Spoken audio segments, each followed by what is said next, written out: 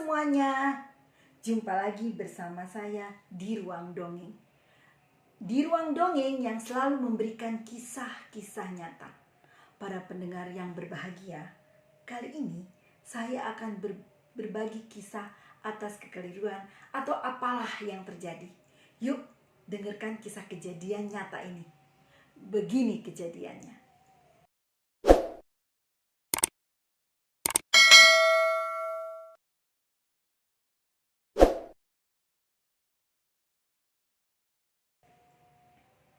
Tumpukan kardus-kardus masih tertata rapi di ruang tamu kami, membuat saya berdenyut sahdu.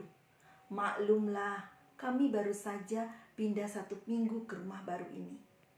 Hari ini saya harus pasang AC, sedangkan suami sedang dinas keluar kota. Urusan itu biasanya menjadi tanggung jawab suami. Sekarang jadi berpindah tangan ke saya. Walaupun suami sudah menghubungi Pak Nanang, langganan pemasangan AC kami, namun saya masih terlihat gusar, takut kurang ini itu.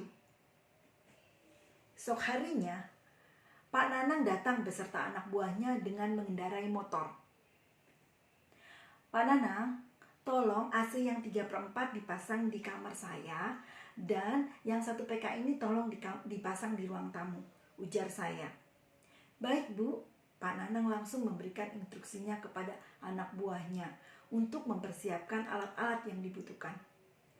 Maaf Bu, ada paku ukuran besar tidak? Tiba-tiba Pak Nanang menghentikan pekerjaannya. Wah, nggak ada Pak, kata saya. Ibu tahu toko material di sekitar sini? Toko material? Bapak kan tahu sendiri, saya baru saja pindah seminggu di rumah ini. Tentu belum hafal toko-toko di sekitar sini. Tapi sebentar Pak, saya telepon dulu suami saya ya. Tak lama kemudian saya sampaikan kepada Pak Nanang. Pak, kata suami saya, Bapak jalan lurus saja di jalan ini, nanti Bapak akan menemui toko material. Tidak jauh kok dari rumah kami, sekitar 200 meter. Saya menerangkan ke Pak Nanang. Kalau begitu, saya jalan kaki saja Bu, titip motor. Motornya dikunci ya Pak, ujar saya. Saya agak was-was mengingat teras rumah belum terpasang pagar. Diletakkan kunci motor di atas meja ruang tamu. Berhubung pintu rumah masih terbuka dan rumah kami masih berantakan, jadi pintu rumah tidak dikunci. Setelah itu Pak Nanang pergi berlalu. Tiba-tiba saya ingin ke kamar mandi. Usai dari kamar mandi, saya melangkah sedikit. Lalu saya terlihat dari jendela ruang tamu. Saya melihat seorang laki-laki membawa motor Pak Nanang. Namun saya hanya melihat punggung laki-laki itu saja. Saya tahu persis anak buahnya Pak Nanang masih di lantai atas sedang ketak-ketok. Dan saya juga mendengar ketak-ketok masih terdengar di lantai 2. Otak saya langsung berpikir dengan hebatnya dan jenius sekali. Saya berlari, saya mengejar motor itu. Mali! Tanpa pikir panjang saya berteriak sambil berlari menuju teras.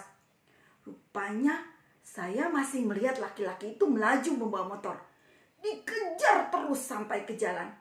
Teriakan saya tak membuat warga satupun bergerak dan hanya melihat saya saja. Saya menatap motor itu melaju dengan kencangnya.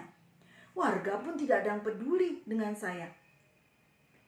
Saya langsung balik ke rumah dengan perasaan bercampur aduk. Dan saya langsung masuk ke ruang tamu. 20 menit kemudian Pak Nanang datang menyerahkan uang kembalian dari membeli paku. Dengan berderai air mata saya menceritakan kejadian baru yang terjadi. Maaf Pak Nanang. Air mata saya mengalir deras. Pak Nanang menatap kebingungan. Ada apa Bu? Pak Nanang, motor Pak Nanang. Motor saya kenapa? Kata Pak Nanang dengan lembut. Ada yang ngambil. Tadi ada yang ngambil Pak. Lalu Pak Nanang juga kaget. Motor saya dicuri. Dicuri siapa Bu? Pak Nanang kaget. Langsung kami berlari ke teras. Saya pun mengikutinya dengan berlahan-lahan dan menangis. Sampai di teras, Pak Nanang bilang, "Itu motor saya, Bu." Polos. "Hah? Lalu tadi siapa yang membawa motor Pak Nanang? Siapa? Siapa? Pak Nanang kan jalan kaki." "Oh begini, Bu, tadi saya balik lagi ke rumah Ibu. Pikir saya naik motor saja. Takut toko yang ditunjukin Ibu tidak ada persediaan paku yang saya butuhkan. Kalau saya naik motor kan bisa masuk ke toko yang lain. Tapi saya lupa bilang ke Ibu. Saya lihat Ibu tidak ada di ruang tamu. Jadi saya langsung aja ambil kunci motor saya. Kan pintu rumah tidak terkunci. Dan kunci motor pun tergeletak di meja. Ya saya ambil aja motornya." "Hah? Jadi?" "Oh no!" Saya melotot. Terbayang dong malunya teriak-teriak. Untung saja warga tidak perhatian. Coba kalau perhatian, bisa-bisa babak belur tuh Pak Nanang. Saya sih mengucap syukur walaupun menahan malu sekali. Demikianlah kisah sedih atau kisah tolol yang saya alami. Semoga bisa menghibur dan pendengar Ruang Dongeng yang budiman. Selamat pagi, selamat beraktivitas. Salam.